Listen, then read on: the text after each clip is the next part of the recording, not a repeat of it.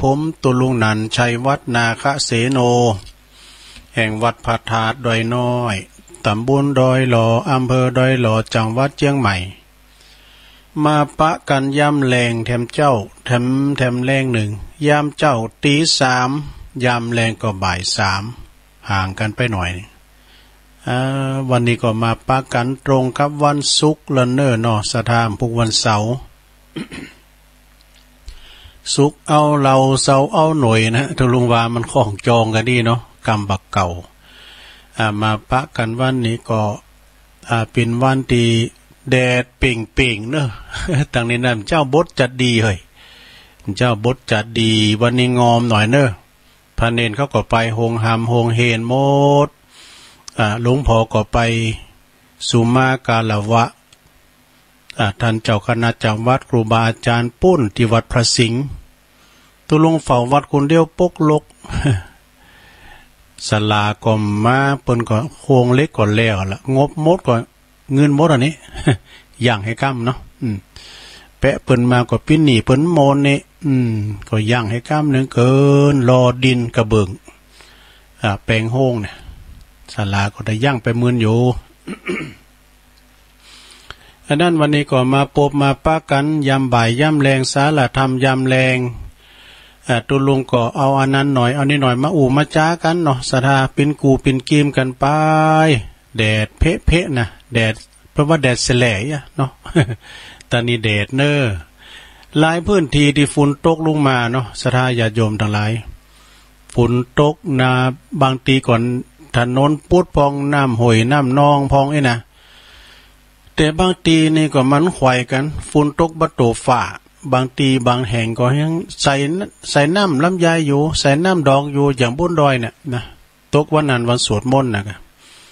2 วันมานี้ก็มีฝุ่นก็ใส่น้ำเนาะใส่น้ำดอกกองมันก็ตกโตฝ่าก็อดใจรอนะอดใจรอฝุ่นฟ้ามเดี๋ยวนี้มันเหมือนก่อนเวลามันบดตกมากกว่าอย่างวาเนี่ยแต่มันตกมากก็3 วัน 7 วันตกให้ตื่น ฉะนั้นวันนี้ก็ต้องขอบคุณทางสถานีที่เปิดหับสัญญาณสถานีที่เปิดหับสัญญาณตอนบ่ายย่ำแรงก็มีสถานีวิทยุเพื่อการศึกษาพระพุทธศาสนาและวัฒนธรรม FM 104.50 เมกะเฮิรตซ์วัดฝายหินจังหวัดเชียงใหม่โดยเมตตาบารมีธรรมอาจารย์พระครูสมุวิสุวัตวรกิจโจก็เกี่ยวสัญญาณไปแล้วพี่น้องตั้งในโหในเวงก็ได้ฟังไปแล้วเนาะฟังเสียงออกจากวิทยุไปแล้วสถานีวิทยุของคณะสงฆ์อำเภอฝางโดยเมตตาบารมีธรรมหลวงพ่อพระครูสุจิตานุรักษ์เจ้าคณะอำเภอฝาง FM 100.25 เมกะเฮิรตซ์เนาะตั้งอยู่วัดพระบาทอุดมนำบ่อสาวาสำนักวิปัสสนาตุปีเลินก็เกาะเกี่ยวสัญญาณไปปิ้นตีเรียบร้อยมนเสียงธรรมจากแม่แจ่มนี่106.25ตุปีอุทัยเนาะเป็นเกาะเกี่ยวสัญญาณไปแล้วโดยเมตตาบารมีธรรมหลวงพ่อพระครูมงคลวิสิทธิ์เจ้าคณะอำเภอแม่แจ่มตั้งอยู่ที่วัดเพิ่นนะวัดบุพารามตำบลช่างเครื่องอำเภอแม่แจ่มจังหวัดเชียงใหม่แล้วก็คืนของปดมตัวเนอ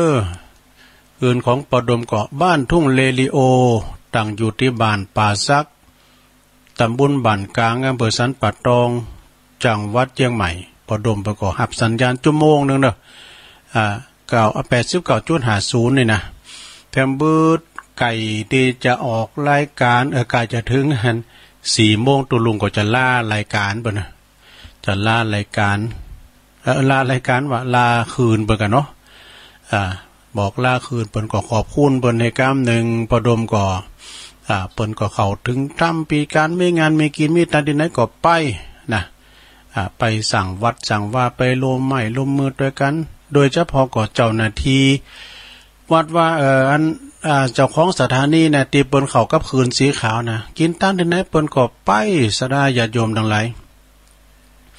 เปิ่นก็ไปรวมกับหมู่เฮาเจ้าขาดทั้งหลายนะบริษัทห่างล้านเนี่ยเปิ่นก็ไปอย่างสีพลอยประดับยนต์เนี่ยเปิ่นก็ไปเนาะ หน่วยงานต่างๆอันนี้เป็นร่วมกลุ่มก็ดูเฮามากินมดตันที่ไหนก็ตึงปะตึงหันกันเนาะตั้งแต่ลากยาสถาญาโยมเนาะเอามาพอคืนเลยนะมันเป็นขอบโคใหญ่เนอะสถาไปปะไปหันการสำเตอก็คุณปนหูจักตุลุงก็ไม่ได้ตักได้ตายนะเนาะสำเตอเฮาก็หูจักไฟแต่เปิ้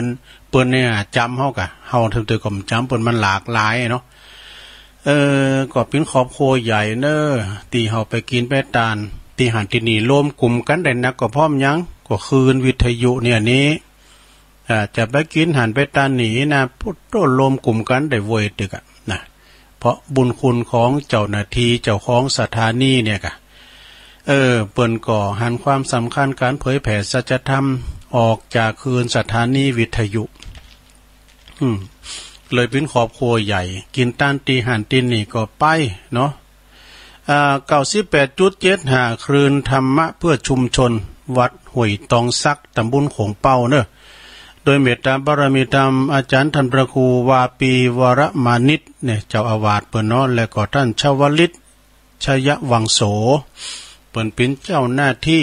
ที่เปิ้นได้ก่อเกี่ยวสัญญาณไปปิ้นตีเรียบร้อยแล้วก็ดูเหมือนจะมีตังเมืองนานด้วยนะเมืองนานก็เกี่ยวสัญญาณบ่าย3อยู่นะเนาะ แต่มีเมืองนานได้เมื่อก็ลองโทรมาเนอะทักทายกันนะเนาะแล้วที่เปิ้นฟังทางแอปทางไลน์ทางระบบอินเทอร์เน็ตแถมฟังได้โทรโลกนะฟังกันได้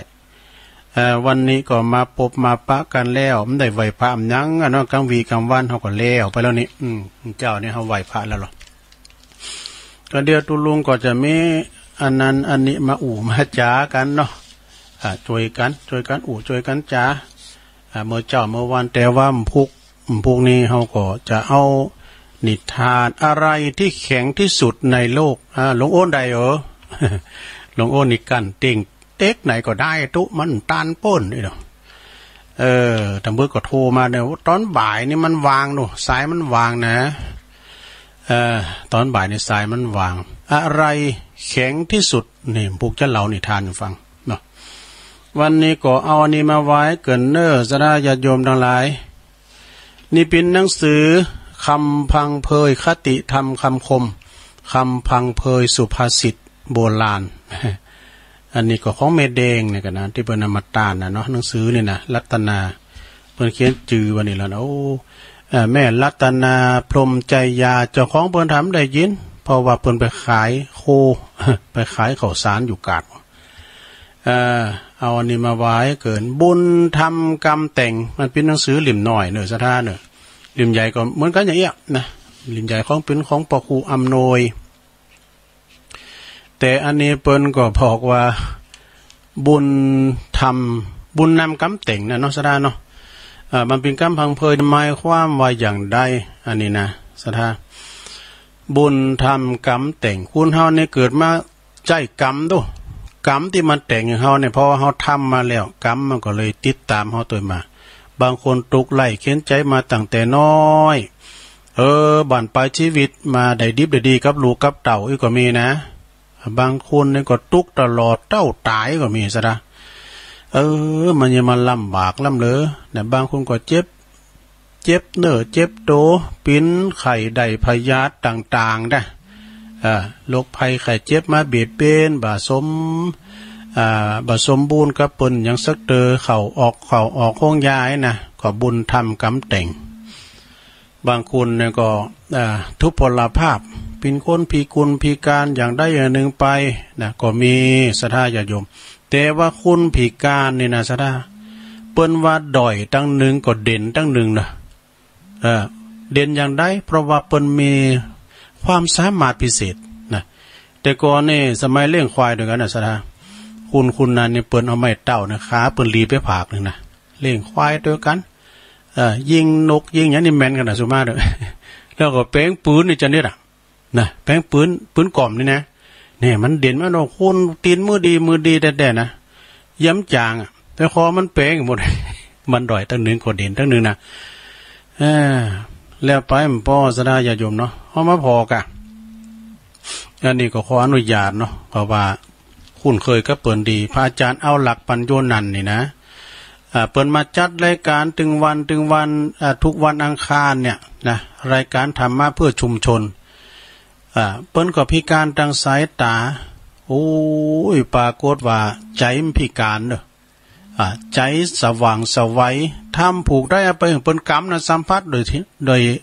มือโดยหูแล้วทำนี่มันไปอย่างได้นะเปิ้นสามารถหูได้เต็กมือถือในเน็ตเลยตุลุงเอี้ยเนาะกดโทรศัพท์ในเน็ตเลยตุลุงกันนะอีก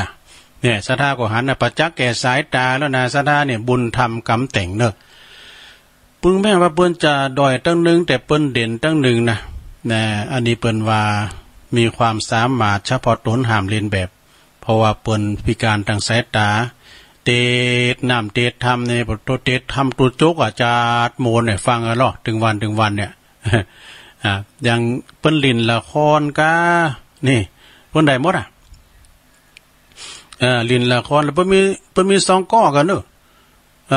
ตัวลุงก็มีเนี่ยพระอ้าวก็มีดูเปิ้นไปด้วยกันนี่กันทำว่าเปิ้นไปชั้นที่ไหนก็แปลงกู้เขาสองกู้เนอะสดาไข่หูไข่หันวันนั้นไข่ทำบุญก็เปิ้นนาวันที่12เปิ้นจะไปปรากฏกายเนอะปรากฏตนปรากฏตัวหือศรัทธาได้ไปกราบไปไหวเป็นตัวอย่างดูนะพระอาจารย์เอาหลักปัญโยนันแห่งวัดสันเมืองเนี่ยเปิ้นยังมาเก่งล้ำเลยนะไปสัมผัสได้ไปชมบารมีบนใดเนอะวันที่12นะเปิ้นผีการตั้งสายตาเตะธรรมเนี่ยปรสุดยอดก๋วยเตะอีกแล้วกันเด้อเนาะต่อปัญหาก็ได้นะต่อปัญหาเดี๋ยวเนี้ยนะอย่างตัวลุงเนี่ยมันต้องถามนะตัวลุงตื่นตอบมันได้เนี่ยมันเด่นตั้งหนึ่งก็ด้อยตั้งหนึ่งนะศรัทธาญาติโยมทั้งหลายเนาะอย่างน้องเบลน้องเบลก็เหมือนกันนะห้องเพลงจะเด่นดิตกรางวัลจะดีเลยเฮากันเนี่ยเนาะศรัทธาเนาะเนี่ยมันความสามารถเนี่ยนะแสวงหาเนี่ยพรแสวงด้วยนะเนี่ยบุญนำกำแต่งเนอศรัทธาญาติโยมทั้งหลายตอนนี้ไปตุลุงก็แต่ว่าบุญทำกรรมแต่งหมายถึงอย่างนะคือจัตตาชีวิตทำให้เกิดมาแล้วก็ปิ้นไปตามกฎแห่งกรรมไปตามบุญกรรมของตนเองที่ทำไว้นี่หรือว่าบุญกรรมบันดาลให้ปิ้นไปเฮาจะคัดขืนหรือว่าคอร้องก็ยอมบ่ได้นะเพราะกรรมเข้ามาอย่างอี้ศรัทธาญาติโยมเนาะกรรมมันมาอย่างอี้ภัยกรรมได้ทำก็คุณนันใดอาจจะยกตัวอย่างทำอย่างหนึ่งเนาะอันนี้กรรมของลุงหนานนะจะลุงหนานเฮานี่นะตัวลุงก็เคยว่ากรรมนี่ก็ฮะเมื่อละนะก็เก็บเอากรรมเปิดมาว่าข้างนั้นนี่เขากรรมที่วัดก็ขาหนองบูก็ฮะไปเข้ากรรมที่หันแล้วก็เมตตาบารมีตามหลวงปอท่านพระครูอาทรวิสุทธิคุณหลวงพ่อเจ้าคณะอำเภอหางดงเนี่ยเปิ้นไปเตะท่านลุงจำกรรมอันนี้ได้มาได้เอาไปว่าหลายตีกรรมของลุงนานเนาะกรรมลุงนานเนี่ยขออนุญาตเอาของเปิ้นมาเล่าทำกรรมแต่ตัวลุงก็เคยเล่าเจ้านะแม่หลวงเขาว่ามันได้ยินว่ะเลยเอามาเล่าตอนแรงทำกรรมเนาะก็เรื่องกรรมเหมือนกันมีความเป็นมาอย่างอี้น่ะกรรมอันนี้นะลุงนานี่เปิ้นก็มาโบสถ์ปิ้นตุปิ้นเจ้าตั้งแต่สมัยปิ้นพาน้อยละนะใหญ่หน้ากาบ้านมาศึกษาหำเฮนมาเจ้าหมู่เจ้าฝูงศึกหาลาเพศเปิ้นก็ศึกไปไหนเฮนจนจบตมเบิ่งก็จบจกนับธรรมจันตีจันโทจันเอกไปศึกษาตั้งโลกด้วยอีกจนว่าถึงวัยที่อุปสมบทปิ้นเป็กปิ้นตุเจ้าก็บารมีแหงเด้อทีนี้หลวงปอเจ้าอาวาสเปิ้นก็มรณภาพลงเปิ้นก็เอาตุเจ้าน้อยเขาเนี่ยลูกศิษย์เปิ้นเอาขึ้นแตนเนาะแตนปิ้นเจ้าอาวาสปิ้นตนต่อไปโอ้เปิ้นก็กึดสร้างห่างแปลงลูกศิษย์ลูกหาพาเนนน้อยพาเนนเทนน้อยก็มีจัดหลายตัวหนุ่มตัวน้อยก็มีเพราะบารมีเปิ้นบริหารจัดการสั่งวัดสั่งวาไสวัดวาดอีกอ่ะเนาะทีนี้มันก็เป็นสัจธรรมเนาะลุงนั้นนี่ก็ยังหนุ่มแน่นอยู่นี่เนาะเปิ้นก็ขึ้นว่าไข่ไปสู่ตั้งโลกซึกห้ามตามผ่าไปสู่มาตุภูมิโลกไปนอกเนาะซึกไปกูเจ้าบ้านเปิ้นขอเก่าท่านพระครูเอาไปเกิดเตออยู่ทั้งนอกมันตุกซิกมาอยู่หันเนาะสบายยังตุมันใจกัน แต่ลุงนั้นก็ฟังซึกหาลาเพศมาแล้วก็มาซิกแต่ซิกแล้วก็ยกตนโตลูกศิษย์เตียนแทดเป็นมานะเป็นเจ้าอาวาส เป็นตุโลงแต้นเนี่ยเปิ้นก็เข้มงวดในการรักษาศีลกินต้านอย่างต่างๆนะเข่งวินในโดยทีนี้แกก็ซิกหาละเพศมาก็มาสั่งโลกเนาะมาแต่งงมแต่งงานต่างลักต่างฐานเจ้าบ้านเจ้าจองก็ยังเคารพนับถือลุงนานอยู่นะก็เลยยกเปิ้นเป็นวิยาวัจกรเป็นกรรมการเนี่ยเป็นกรรมการวัดใครนะลุงนั้นก็ไปวัดไปว่าก็ตัวเขามันห้ามมันเฮเนอนะเปิ้นก็ทำโตคล้ายๆกับยังปิ้นตุลงอยู่นะว่าเนี่ยถวยหวานจ้อนจ้อในเยี่ยมล้างกันเนาะ ตุนเท็ดไปนะเจ้าอาวาสเท็ดไปในท่าอ่อนว่ากันมูเนาะปากันพอกาถวยหวานจ้อนจ้อน่ะปฏิบัติปัดโปกวาดเพลแล้วมีอยู่หันปีหนึ่งเนี่ยเปิ้นมีงานวัดเปิ้นมีงานเนาะวัดเปิ้นมีงานก็เปิ้นก็มีมหรสพสมโพธิตังนอกกาตังนอกเปิ้นก็มีหนังมีอีเก้เนาะโอ้มก่อนนี่ถ้ามีหนังไอ้นี่ปุตมาถึงมุนตุ่มหลุมเนี่ยคุณหุมหนังนำก่อนนะปุโธกันหนังวัดต่างจอเนี่ยอีเก้กามวยกาไผถึงพอเปิ้นหลุมไปผ่อนหนังว่านะฉายในระบบเตาอาร์คจอโค้งเรดาร์ทีนี้กลุ่มหนุ่มสาวเขาขึ้นว่าไข่หันดนตรีเขาเอาดนตรีมาลุงแต่ว่าไปซอหาตีลุงไหนก็ไม่ได้ก็เลยเอาให้ในวัดหายนะตั้งเวทีในวัดหายเนาะตั้งเวทีเรียบร้อยแล้วสราญาโยมทั้งหลายลุงนานขึ้นมาเอาวัดเอาไปหารเวทีดนตรีอยู่ที่ในวัดเนาะอยู่ในวัดเปิ้นก็อาโวยวายกะโอ้เป็นไผผู้ใดน่ะโอ้สู้เขามาตั้งยะเนนในวัดในว่าไผสั่งสู้ไผบอกให้สู้ปวดต้นละอ่อนหนุ่มไม่หันเป็นเศร้าปลายเบิ่นเนาะอันตุปี้เปิ้นอนุญาตแล้วครับตุปีโหลบ่ก็ไข่หารดนตรีอย่างตุลุงไว้กับฮู้เนาะตัวเอามาสั่งนี่ได้อย่างใดมื้อไหนมันมีไหนบอกมานี่เราตัวคล้ายๆก็เปิ้นทำโตเหมือนกับอันปิ้นตุเจ้าอยู่ลูกศิษย์ของเปิ้นเนี่ยเปิ้นปิ้นตุเจ้าโลแต่เปิ้นถ้าลืมคิงมาเปิ้นซิกไปแล้วเปิ้นปิ้นศีลหาไปแล้วนะก่อนละอ่อนเขาก็ไอ้เนาะตัวลูกศิษย์เปิ้นก็ว่าละอ่อนเขาก็รู้นานเขาค่อยหันดนตรีว่าไอ้เนาะเขามาเล่นอย่างนี้แล้วว่าคนนุ่งน้อยห่มน้อยมานะในวัดในว่าบ่ได้บัดนั้นเถียงกันเขาเถียงกับเขากับตุเจ้านะเปิ้นถือว่าลูกศิษย์อยู่เทงเข่าก็กระเดียวลุงนั้นบันดาลโทสะว่ะพังเผลอลืมสติเอามือเนี่ยนะไปตบหัวตุเจ้าคล้ายๆก็ว่าเป็นตุเจ้าอยู่เนาะ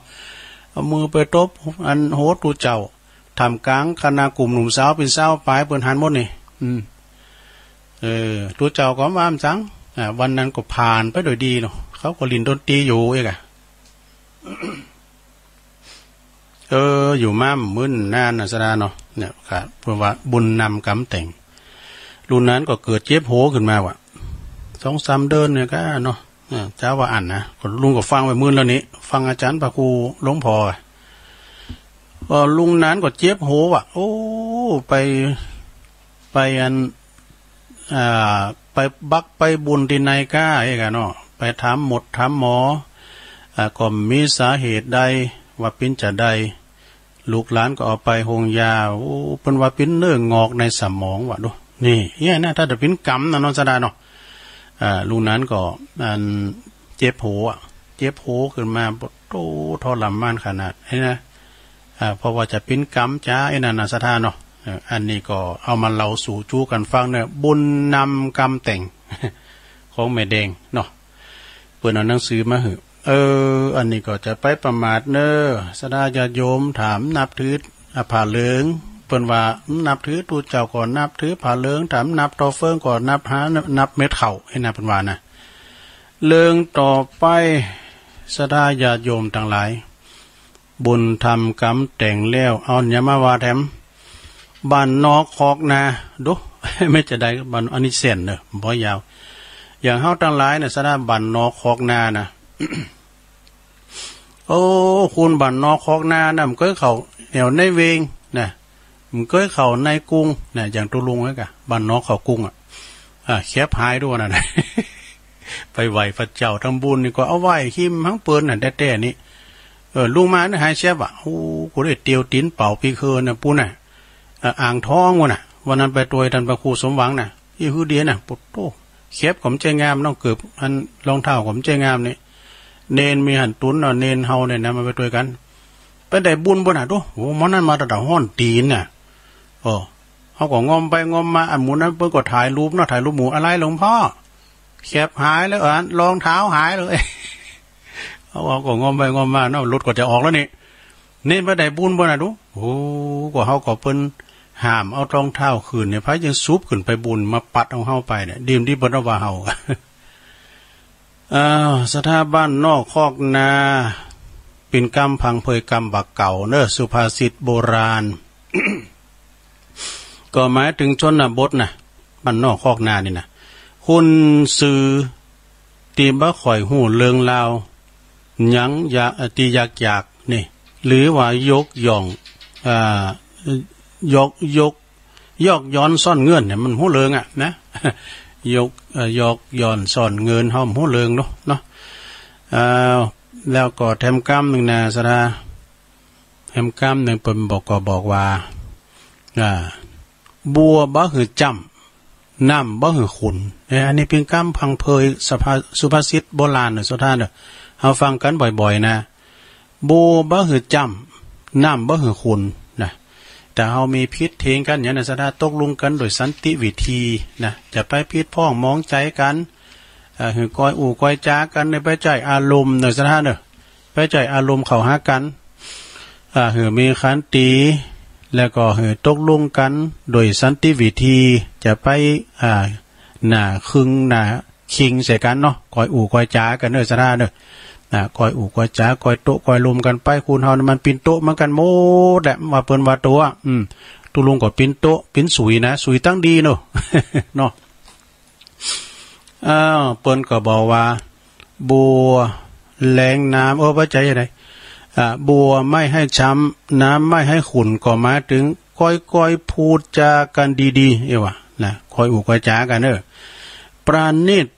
ณีประนอมกันดีๆนี่บ่ฮือได้ประโยชน์โดยที่บ่เดือดร้อน หรือว่าบ่มีเรื่อง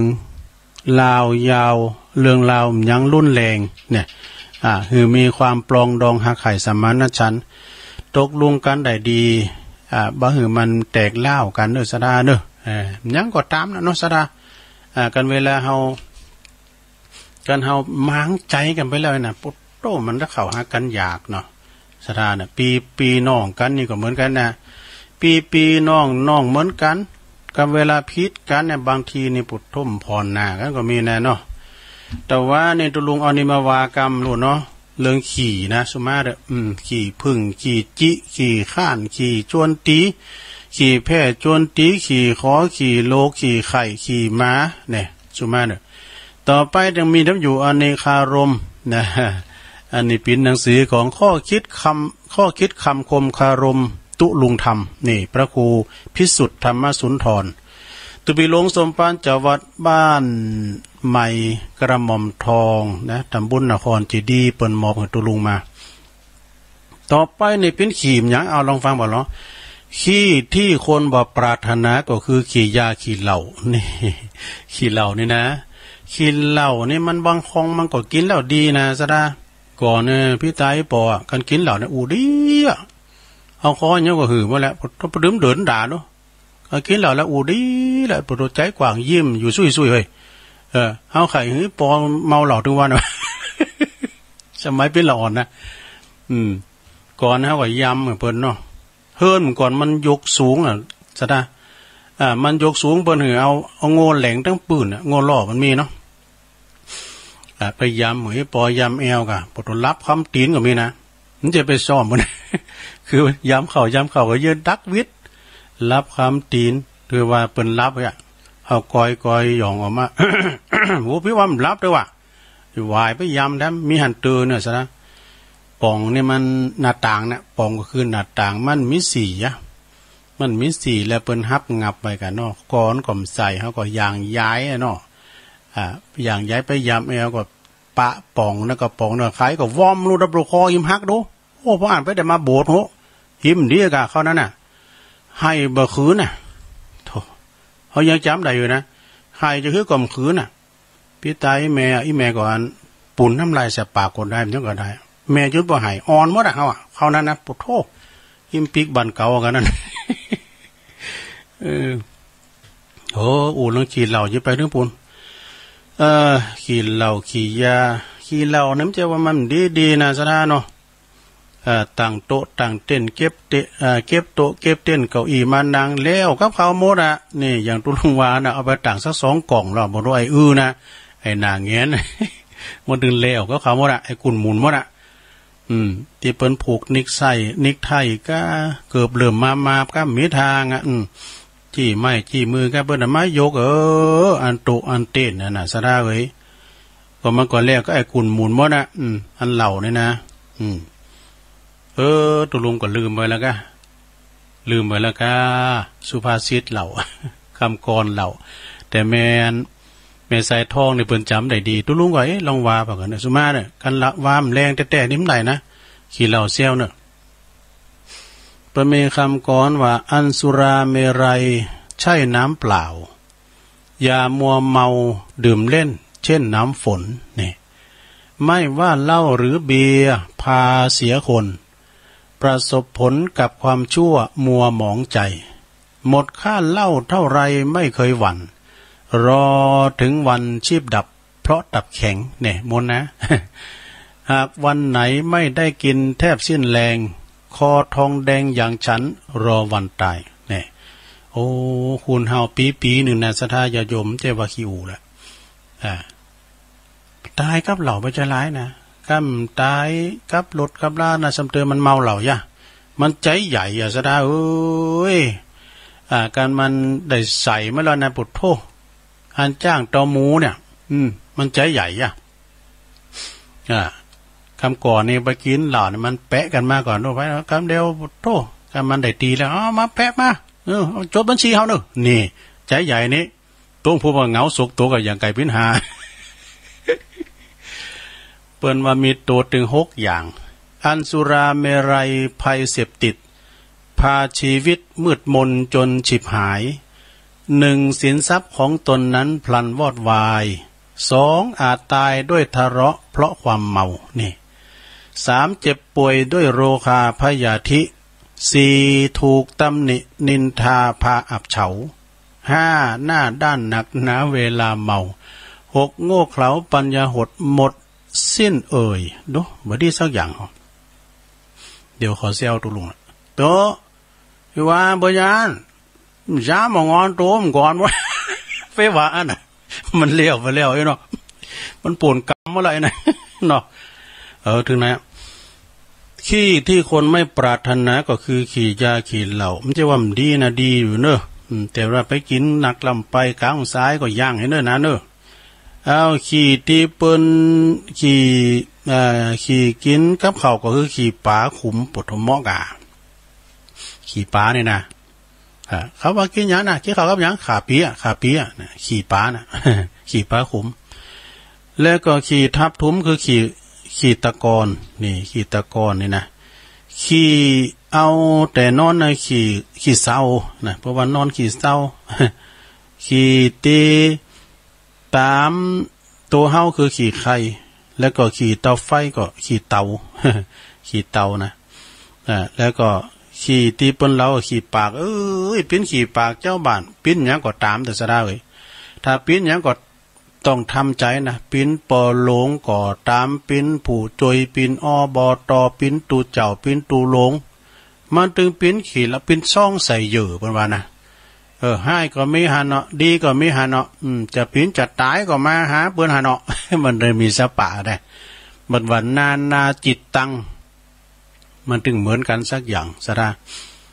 คุณนั้นจะเอาอย่างอันคนนี้จะเอาอย่างมันถึงเหมือนกันหมดนะ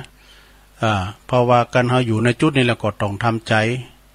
ปอหลงคุณเดียวเจ้าบ้านตึงบ้านถ้ามันเหมือนใจกันหมดมันไปมีเห็มใดตู้เจ้าก็เหมือนกันตู้เจ้าก็อยู่ตุนเดียวคุณตึงบ้านพี่200-300ขอบโคแต่เหมือนใจพี่น้องเจ้าบ้านตึงหมดมันก็เหมือนเนาะฉะนั้นก็แปลงใจหากันนะสนาเนาะแปลงใจหากันอุจากันไปเนาะปินขี่ปากพี่น้องเจ้าบ้านเปิ้นเราเปิ้นย้ายนะต่อไปก็ขี่กับหมากเหรอสีเศษขี่เศษนะขี่เศษอุปกรณ์นี่คำพินคำนี่ก่อนคุณทำก่อนเปิ้นเกี่ยวหมากเนาะพี่ไตแม่ก็เกี่ยวหมากละนานไปซื้อตับไปซื้อสีเศษนี่แม่กำล้อซื้อสีเศษแล้วโหด้อยบ่น่ะก็คำไม่เขาก็โกมันก็นะมันก่อนจะมีไฟฟ้าเนาะแล้วก็ขี่ที่เปิ้นปินเสน่ห์นั่นคือขี่ลักขี่ขโมยนี่มันดีแต่เนื้อสะดาเนื้อขี่ลักขี่ขโมยขี่เม็ดนี่นะเนาะขี่เม็ดในขี่ลักนั่นนะการหันยันเอากับเม็ดเอาไปเนี่ยขี่ลักขี่ขโมยตึงมือตึงวันเนี่ยนะเปิ้นยับกันก่อนนะก็กับขี่ลักขี่ขโมยเนี่ยนะขี่ตีเปิ้นบะหันต้วยก็คือขี่โมขี่ลุมแต่ขี่ตีเปิ้นจืนเปิ้นชมก็เหมือนกับขี่เฮาทั้งหลายน่ะนะขี่จักจวนขี่อู่จักจวนเปิ้นไปสู่สร้างตั้งศีลตั้งธรรมนี่ขี่สุดท้ายนี่ดีเนอะขี่ที่เปิ้นชื่นชมในขี่จักจวนกันไปสู่ตั้งนำตั้งธรรมกินต้านหันกินต้านหนีกันเนาะอันนี้ก็เรื่องขี่ทั้งหลายเนาะข้อคิดคำคมคาลมทุลุงธรรมก็จบลงไปสดาญาติโยมทั้งหลายนะเอามาเราสู่จู้กันฟังนะ เอามาเราสู่จู้กันฟังสดาทั้งหลายเนาะมีแถมหน่อยนึงนะมีแถมหน่อยนึงกันเดียวก็ก้อยเอาตำอันคำคมแห่งล้านนาเนาะ อันนี้เข้าหำเนาะเข้าหำเปิ้นว่าคูณเฮานี่แก่นี่มีหลายอย่างแก่เฒ่าแก่เฮ็ดลุ่มแก่ยังนี่มีหลายอย่างแต่ว่าอันนี้เปิ้นเกณฑ์คำก่อนว่ามันจะคำก่อนเข้าหำก็ว่าได้เนาะเฒ่าแก่ข้าวโลคามาโกนสมโคนทำดีไว้กินเมื่อหน้านี่แต่กันเนาะไว้กินเมื่อหน้านะทำดีนะแป้งข้าวหอเนอะแป้งปลาไทยยังเนอะแป้งข้าวหอไว้กินพบหน้าเฒ่าแก่ข้าวโรคามาโกนสมกวนทำดีไว้กินเมื่อหน้าตั้งใจรักษาศีล8ศีล5สมหือสมราคาแก่ข้าวนี่ทำบุญกินตานใจบ้านจืนยาวเป็นห่อเข่านำตางแต่กันเนาะพระเจ้าบ่ละศีลธรรมบ่จางมันเพียวหุนตั้งไปวันละหน่อยไปวันละหน่อย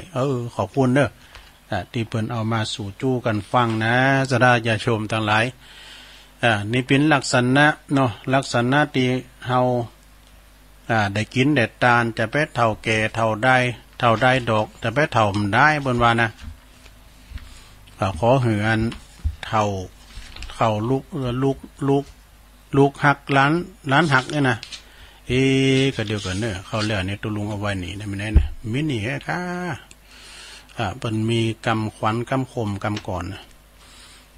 ก็มันเกี่ยวกับคุณเฒ่าบ้างท้องนี่ก็มีอันนี้ปู่ซ้อนหลานด้วยเนี่ยก็นิทานก็มีนะสะด้ามพูกกันเนอะพูกคนเราเรื่องนิทานต่างหลายต่างๆนิทานคำคมกรรมก่อนนี่ก็พวกนี้ก็จะเป็นนิทานเกี่ยวกับว่าอันยังที่แข็งที่สุดมันจะเป็นช่างที่มันแข็งแรงที่สุด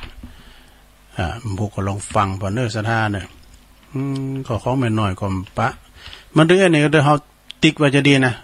ถึงแต่หายแซ่บอย่างเจ้านี่ก็เหมือนกันนะกำบักเก่าว่าไว้กำสอนคุณบักเก่าคำสอนคุณบักเก่าก็มี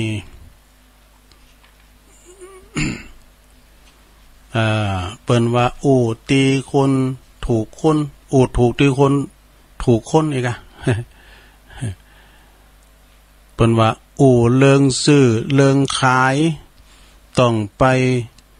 อู่กับปอกาแม่ขายปอกาแม่ขายเปิ้นโหดูนะอย่างเฮาโหเนี่ยอย่างเฮาไปซื้อรถซื้อลาเนี่ยเอาที่คุณโหเปิ้นไป เอาคนที่หูเปิ้นไปแล้วอันหอมหัวนะมันมีตำหนิที่ไหนอย่างที่ไหนในเปิ้นจะหูดูพอกล้าแม่ขายก็เหมือนกันก็เรื่องกล้าเรื่องขายนี่อันนี้ชักตะฮือมันก่อนนี่เปิ้นว่าคือก็ตุลุงทองเปิ้นว่านะหมูโง่ต่างเนี่ยเปิ้นเอาโง่เอาล่อเอาหยังเปิ้นเอาโง่ต่างไปพักไก่กาดว่ะทีนี้แฮมกินแฮมว่ามี5นะยื้อดีไปขี่ไปด้วย5 บาทขิมตะอูอย่างเด้อนะไปก็แต่งไปแอวกาดว่ะโอ้ไปก็ปะแม่กล้า5เนี่ยแต่งเอามาดุมเนาะแม่กล้านี่คล้ายเป็นอย่างได้แต่งถามเปิ้นเป็นหยังไว้ดอก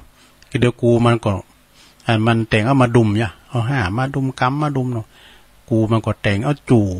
ยู่มือเสียงหูดังอ่ะนะปวดหมอนเอาก็กำเว้ยกำ5เนี่ยไล่เต้นมึงคิงทุกแคว้นนะอย่ามาไล่เด้อเอาขอเอาหมอนี้เอาลอยแม่กานิ้นจางว่าเฮ้อเนาะไปแย่งกันป้อหลักเตะเอาไปมามันได้ชื่อ5ใช่ครับอันนี้ก็เป็นอมตะของตุลุงทองเด้อตุลุงก็เก็บมาเปิ้นมาวาปะเนาะสะดาเนาะเอามาเล่าต่อนะเราต่อสู่จู้กันฟังเปิ้นก็บอกว่าไผไข่หูเรื่องกะเรื่องขายก็ไปปรึกษาไปถามไปอู่ไปจากับปอกะแม่กะการไข่หูเรื่องบุงเรื่องซ่าก็ไปถามสลาจักสลาสารนี่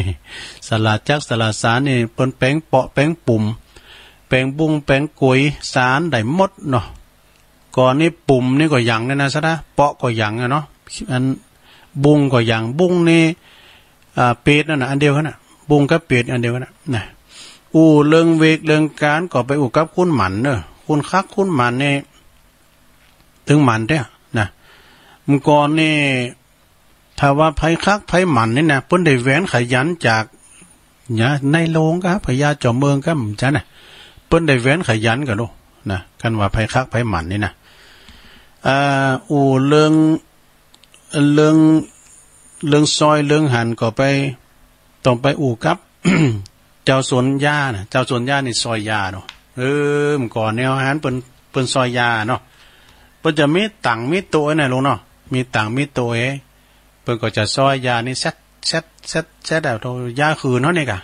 แล้วเอาไปตากให้กล้ามเนี่ยโอ้อีก็มีนะเนาะ ตัวลุงก็จะย่างให้หมออีกำนะสดานะคือจะเปิดซ้ายกำแล้วก็กระเดียวจะได้ลาเลือด10 นาทีเนาะ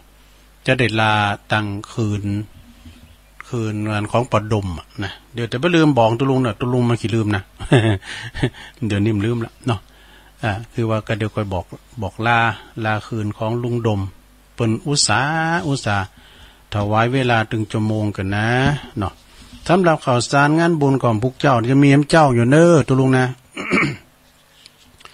วันพุกเจ้า ตุลุงก็เข้ารายการอยู่เพราะว่าวันพุกเจ้านี่เป็นวันเสาร์ เข้ารายการตอน3 โมงทำกรรมหนึ่งนะแล้วก็มาอู่มาจากกันกรรมสายแรกเข้ามาเนอะสัก3-4 สายเนาะเจริญปอนเจ้ารายงานตัวกรรมอยู่ที่ไหนเปิดแล้วกันเปิดสายออกหน้าไม้แล้วเนิ่มเดี๋ยวนี้นะเจ้าแม่อยู่ไหนฮัลโหลเปิดแล้วกันกูมาเลยสวัสดีเจ้าเจริญปอนจะลงเจ้าอยู่ที่ไหนหรือรายงานตัวอันเจสอนเจสอนเนาะวันเจสอนเจ้าเจสอนลำปางเนาะชัดเจนดีเนาะเจสอนลำปางชัดเจนดีนะแม่เนาะแม่นั้นฟังตีหูน่ะก็ฟังตีหูน่ะเพราะว่าฟังตีหูดังไม่ได้ยินเหรอปิดวิทยุบันที่ซ่อนพยาบัตรหอยยาบันที่ก่อนว่าลำปางว่ะเนาะหอยยาฮะแม่ยังอ่ะชัดเจนบันที่ซ่อนเนี่ยแม่มอนเนี่ยเนาะเขาอำเภอบันที่เจ้าแม่น่ะถูกแล้วเจ้าตุลุงว่าลำปางว่ะอำเภอบันที่เจซ่อนบันทิแม่ละเจ้าชัดเจนดีเนาะแม่เนาะขอบคุณเด้อสาธุเจ้าอันนี้เพิ่นเคยโทรมาเขาก็ว่าเจซ่อนบ่ยังมียองก็ได้เว้ยว่าเจซ่อนบันทิเนี่ยเด้อให้ลื่นหลงก็เด้อก็โทรมากะเจริญปอนไหว้พระเจ้าตุลุงเจ้าวัดเกตการลามแม่จันทิพย์ ก็เป็นที่หนึ่งยังเป็นที่หนึ่งเลยนะลำปางกดมาดีก่อนไปเป็นยังก่อนติดแล้วหรอเนี่ยแต่ก่อนดูหนังงานกลางแปลงนั้นมันม่วนนะเนาะโอ้ม่วนกันปดโอ้ยม่วนแต่พิมพ์ไปตัวทำไปตัวนะเอาผ่าเอาอย่างเอาหนังสือพิมพ์ไปลบนางนี้น่ะก่อนเพื่อสายตัวลุงเพื่อสายตัวลุงเขาเล็ดนะหุงมาพอที่น้องผ่าขาวน่ะสมัยพ่อไก่แจ้เพื่อสายตัวลุงนมก่อนน่ะจุนแจงสว่างคาดตามก่อนน่ะตาจุบแจหมดเขาแป้เขาจะโดนบุ๊บ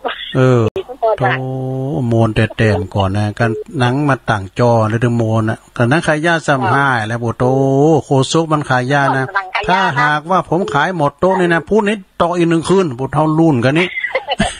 ลูกกันไปเหรอยกมือแล้วฉายไฟนี่แล้วมันมาขี่มาคำนะฝุ่นมาตกไปก้านี่แล้วก็เครื่องสูบมันลุกันตึกนะน้ำมันหมดก่อนนี่มันเป็นบรรยากาศทั้งอย่างเลยนะไปคลายคู่กันก้าเนี่ยเนาะสำหรับเป็นมีแฟนไปก่อนนัดไปอู่กันทอดมาไปยีจะขายม่วนดีเท่าแม่น่ะบรรยากาศเก่าๆมันมีแล้วเดี๋ยวนี้เนาะดิจิตอลมาแล้ว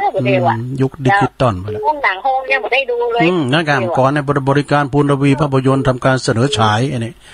ฉายในระบบจอโค้งเรดาร์ใช้ระบบเตาอาร์ค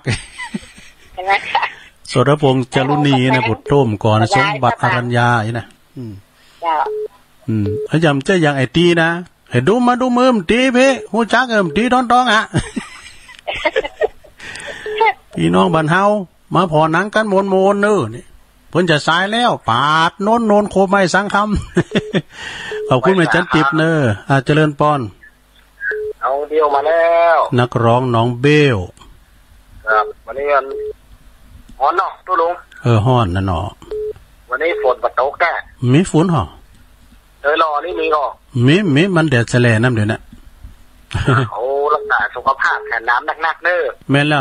น้ำถึงเกียมทาว่าเนี่ยโดนน้ำถึงขาดแล้วแต่ว่าเกียมทาแล้วจะได้กินย่างปากนี้เวลาเอาจัดรายการเขาต้องเดี๋ยวจะพักเบรกอะตอนที่ลุงดมบนตัดซ้ายของพักเบรกครับเอาเพลงแต่ลูกของสาธุก็เดี๋ยวจะเอาเพลงวิทูลใจพรหมไปกัมนะคนเล่หนังเจริญปอนครับไปสาธุลูกโอ้แม่บุญพินรองโรงพยาบาลแล้วนะเจ้าโทมได้เป็นฟังคนเนี้ย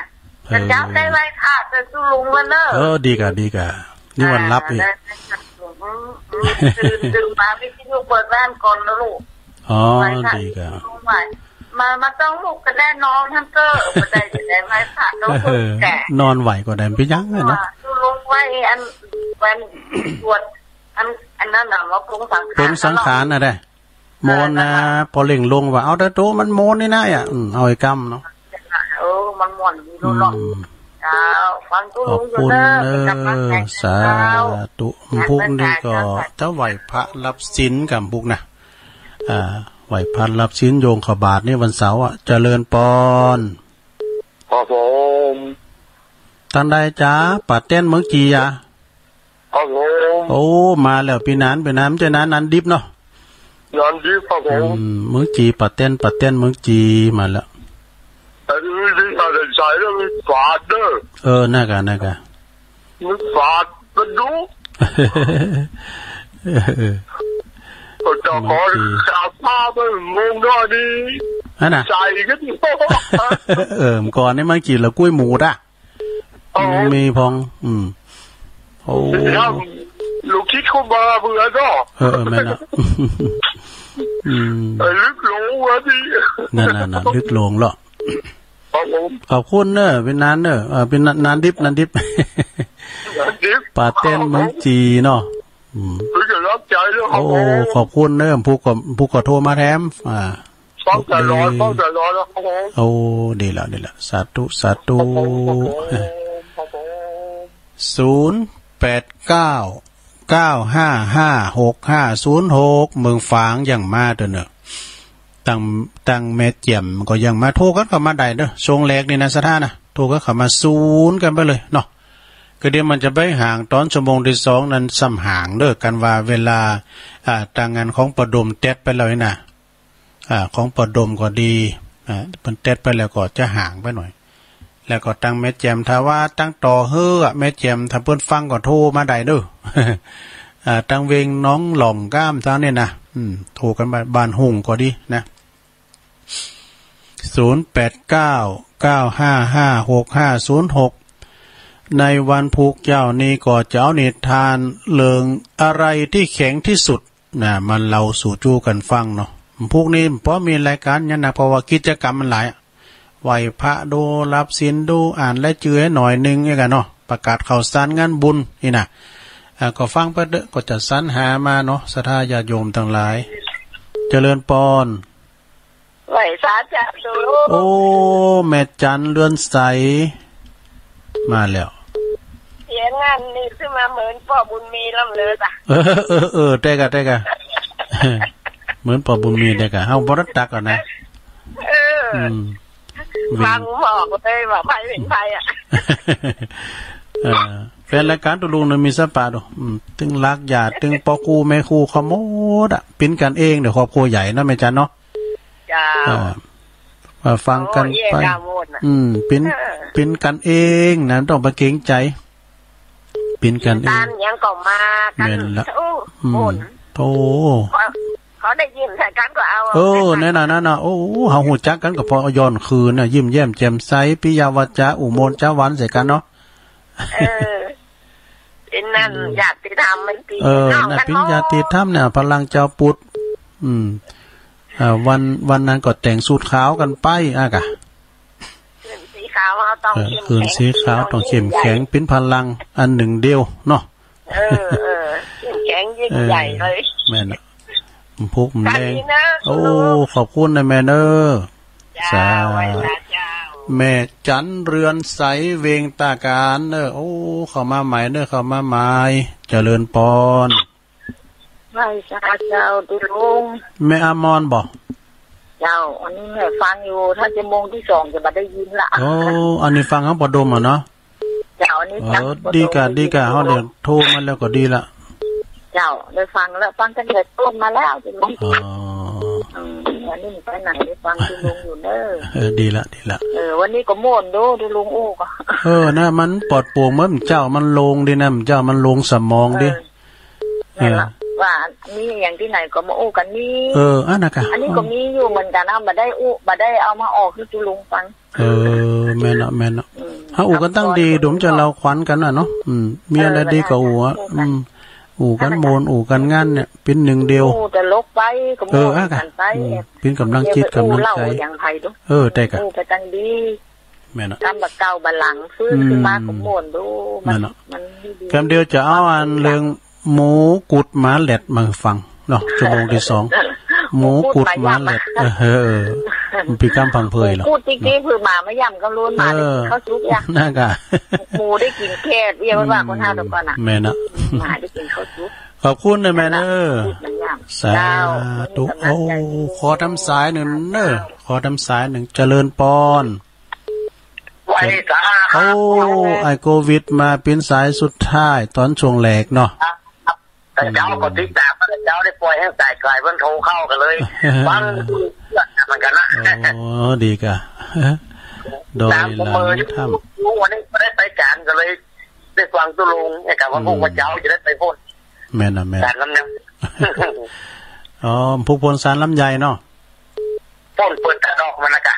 ดีกะเปิดตาดอกได้ดีตกมาช่วยมันกับไปได้นี่อย่างมันอยู่ฝุ่นมะกำฝุ่นมะกำเทวดามะกำเนาะครับ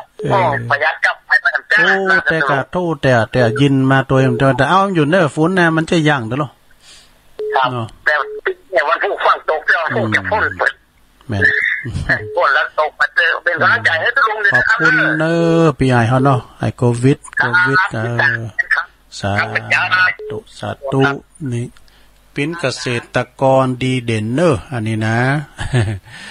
เอาละนอทรงแลก็เอาให้ตายเกินลาปอดมก่อนนะ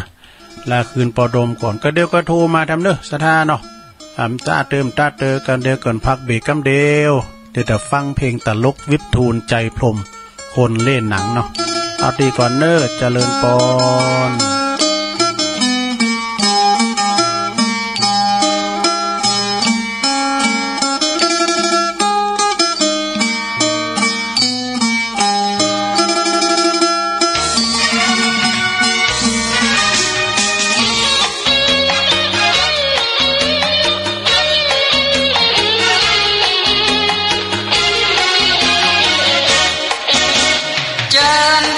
ขอเชิญมิตรผู้เจริญเจิญตึงยิ่งตึงใจมาดูนางจอใหญ่อาภิชายไปสีสยองยอหน่วยบริการหน่วยนี้ใช้หนังดีๆบ่มีโคตรโกหนังใหม่ชายพร้อมโรงให้บ่ได้ชมระวังจะสวย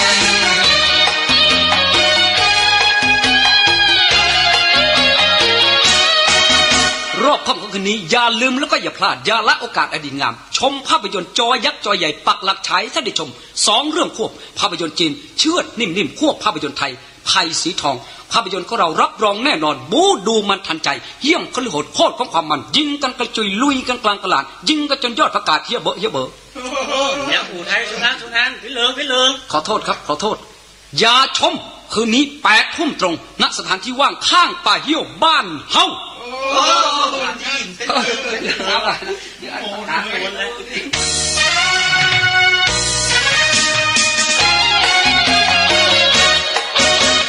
ไว้เถอะนะน้องแดงเมื่อกินข้าวแรงแล้วแต่งตัวแจ่มจวนน้องจอยน้องแม่มน้องจันแรมและพ่อมัน